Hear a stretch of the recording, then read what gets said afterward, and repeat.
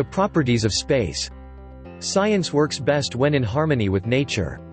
If we put these two together, we can discover great technologies that can only come about when the consciousness of the planet is ready to embrace them. One example is free energy, also known as zero-point energy, which utilizes the substance that exists all around us and converts it into usable energy. This would give us a limitless source of energy, and would practically wipe out all poverty on the planet. More on this later in the article. The properties of space have been postulated by many, from ancient Vedic philosophy, Eastern mystics, various ancient civilizations throughout human history all the way to Descartes, Einstein, Newton and more.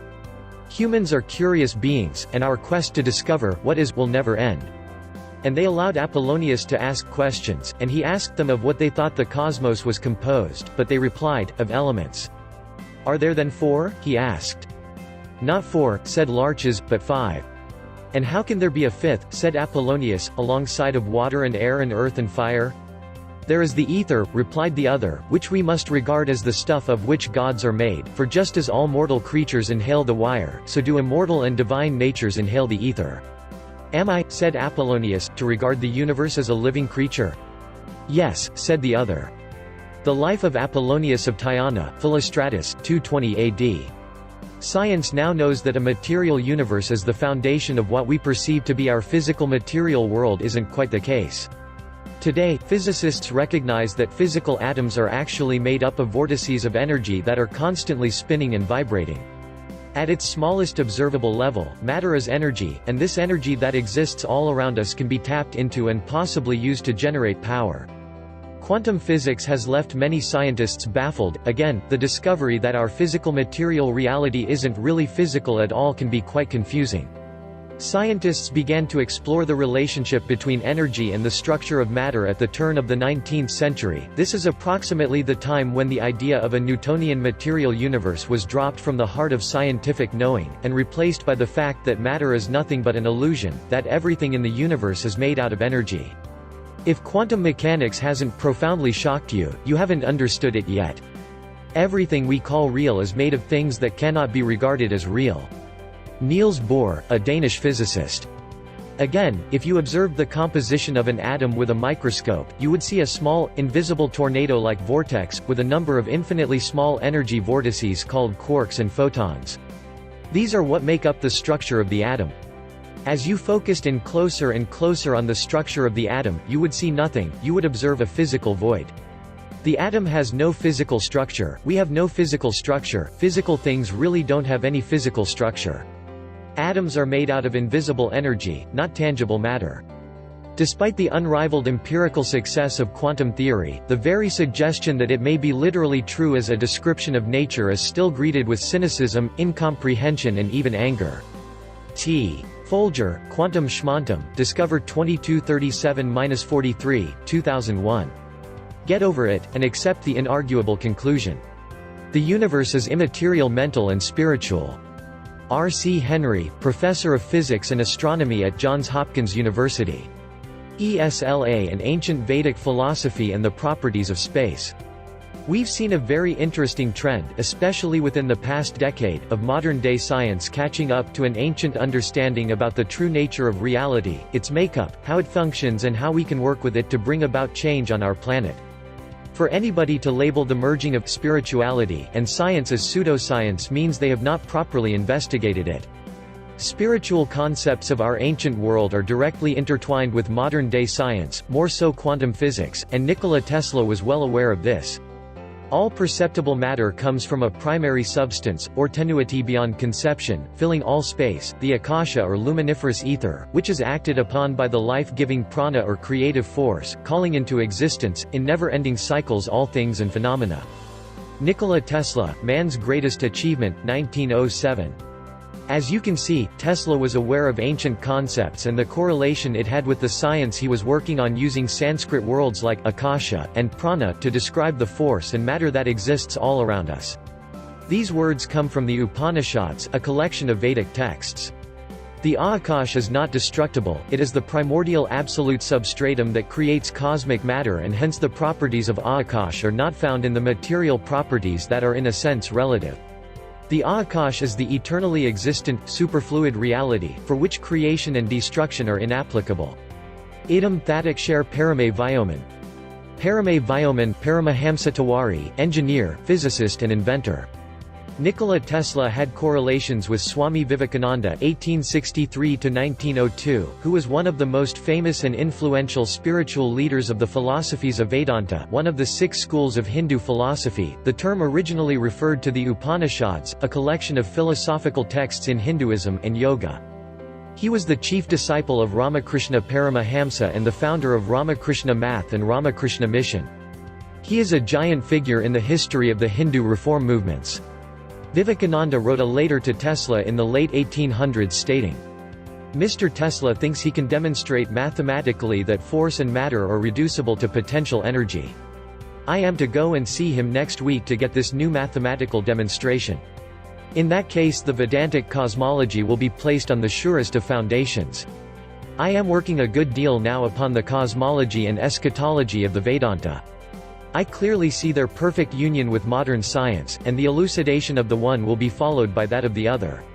Swami Vivekananda, Complete Works, Vol. V, 5th edition, 1347, p. 77. Tesla began using the Sanskrit words after meeting with Swami, and after studying the Eastern view of the true nature of reality, about the mechanisms that drive the material world. Eventually, it led him to the basis for the wireless transmission of electrical power, what is known as the Tesla coil transformer. During this year he made the following comments during a speech before the American Institute of Electrical Engineers. Given before he familiarized himself with the Vedic sincere of the eastern nations of India, Tibet, and Nepal. Ere many generations pass, our machinery will be driven by a power obtainable at any point in the universe. This idea is not novel. We find it in the delightful myth of Antheus, who derives power from the earth. We find it among subtle speculations of one of your splendid mathematicians. Throughout space there is energy. Is this energy static, or kinetic? If static our hopes are in vain, if kinetic, and this we know it is, for certain, then it is a mere question of time when men will succeed in attaching their machinery to the very wheel work of nature. Nikola Tesla. The Vedas are a group of writings that consist of hymns, prayers, myths, historical accounting, science and the nature of reality. They date back at least 5,000 years, and are not so different from other ancient texts that dive into the same matters from all across the globe. The language used is Sanskrit and its origins are unknown. Swami Vivekananda was hopeful that Tesla would be able to show that what we call matter is simply potential energy because that would reconcile the teachings of the Vedas with modern science. The Swami realized that in that case, the Vedantic cosmology would be placed on the surest of foundations. Tesla understood the Sanskrit terminology and philosophy and found that it was a good means to describe the physical mechanisms of the universe as seen through his eyes. It would behoove those who would attempt to understand the science behind the inventions of Nikola Tesla to study Sanskrit and Vedic philosophy. Toby Grotz, President, Wireless Engineering. Apparently, Tesla was unable to show the identity of energy and matter. This did not come until Albert Einstein published his paper on relativity, which was known in the East for the last 5,000 years. All the powers in the universe are already ours. It is we who have put our hands before our eyes and cry that it is dark. Swami Vivekananda.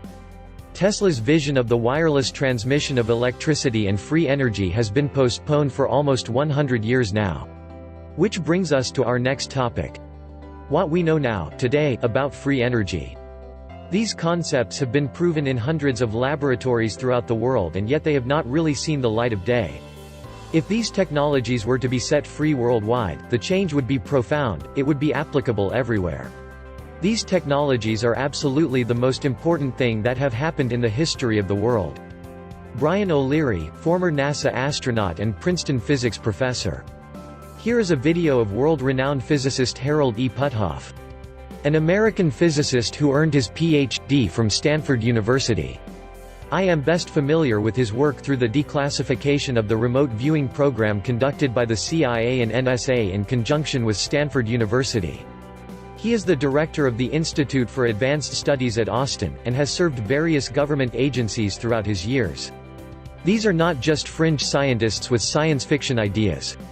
They are mainstream ideas being published in mainstream physics journals and being taken seriously by mainstream military and NASA-type funders. I've been taken out on aircraft carriers by the Navy and shown what it is we have to replace if we have new energy sources to provide new fuel methods. Dr. Harold E. Puthoff. Back in about 1964, a researcher at the Hughes Laboratory by the name of Robert L. Forward showed that there was a particular effect, called the Casimir effect, which demonstrated that this energy could be taped. Dr. Harold E. Puthoff. It's time for a change. Our current methods for extracting energy are destroying Earth. It's destroying the environment, its people, and creates conflict. We are rapidly approaching a time, if not already in that time, where we need to implement systems to eliminate the use of fossil fuels. I hope that this article, and the ones linked within it, show you that this is possible. If you are further interested in this subject, you can check out Michael Faraday, Bruce De Palma, Paramahamsa Tiwari and more. Energy source transitions do not happen overnight. It took us 100 years to transfer from wood to coal, and another 100 years to move from coal to oil. But the next energy transition must happen quicker than previous ones, and it must include free energy. No pessimist ever discovered the secret of the stars or sailed an uncharted land, or opened a new doorway from the human spirit. Helen Keller. The day science begins to study non-physical phenomena, it will make more progress in one decade than in all the previous centuries of its existence. Nikola Tesla. And if you want to learn more, I recommend you click the link in the description. From www.power-quadrant.blogspot.com/ and if you like this video, please give it a thumbs up and subscribe and share it with your friends on Facebook and Twitter and Google+. Thank you for watching and see you next time.